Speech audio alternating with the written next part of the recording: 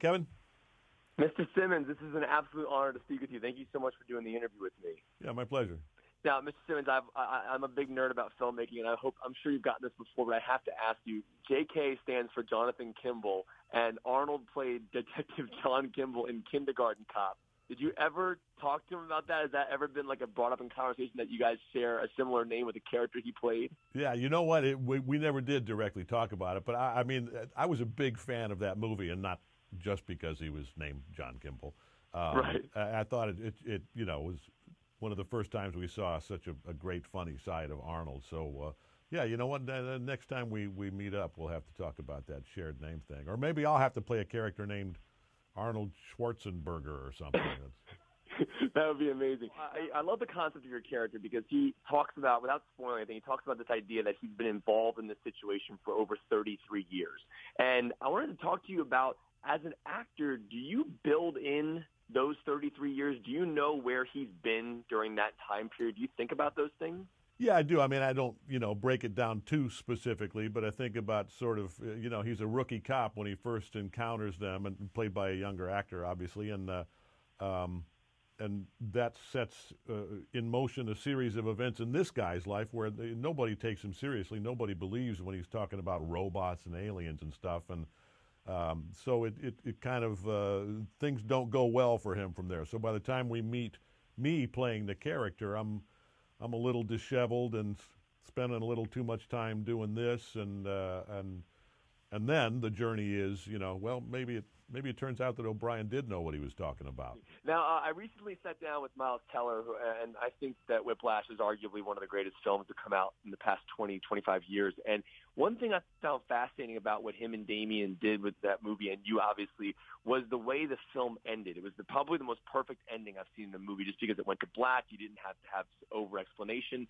And I asked Miles where he thought the character went once the movie went black, and he gave me a great explanation about how he died alone, he lived a miserable life, but he became one of the best drummers of all time.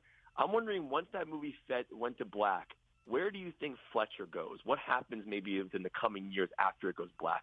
What do you think happens to him? Well, there's divergent scenarios, and that's part of the fun of that movie ending just like that, Right. But the likely scenario to me is that that's the beginning of that sort of twisted mentor relationship really solidifying itself, and that he becomes sort of the proud papa in a way, and continues to drive Andrew Neiman, and ultimately is part of what leads him to be the Charlie Parker that dies, broken, alone, and devastated at age 34 because he's so consumed with the music that he doesn't make time for life. Because the idea, that line you had in the movie where you said the two worst words in the English dictionary are "good job," which I think is such a mind-blowing concept, because you think about it, if you get told that too often, then you kind of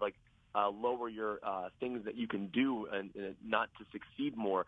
Do you, as an actor, when you hear someone say you did a good job in a movie now, like if I tell you right now that, Mr. Simmons, you did a really good job in Terminator, do you think about that now? Like, do you think I can do better? Like, what does that line mean to you in your real life as an actor? Well, there is definitely the irony of, many people have come up to me on the street and said, "Oh, hey, I really enjoyed Whiplash. Good job," and literally using those exact words. And I, sometimes I try to come back with a crack about "good job," and some people get it and some people don't, so I stopped doing that. But people say that obviously meaning very well by it. But I do honestly believe that philosophy that Fletcher espouses in that scene in the bar. I really believe that, and I think as a parent we do run the risk of overpraising modest accomplishments, and I think it does sort of lower expectations. I spoke to Alan Taylor a couple of weeks ago for the press junket, and one thing I thought was fascinating was just the idea of how much practically he did on set with the flipping of the bus and a lot of the makeup effects. I'm wondering, for sequences that you were involved in with the Terminators and the special effects, what are some of the coolest things that you saw practically done, like with the makeup effects with the Terminators?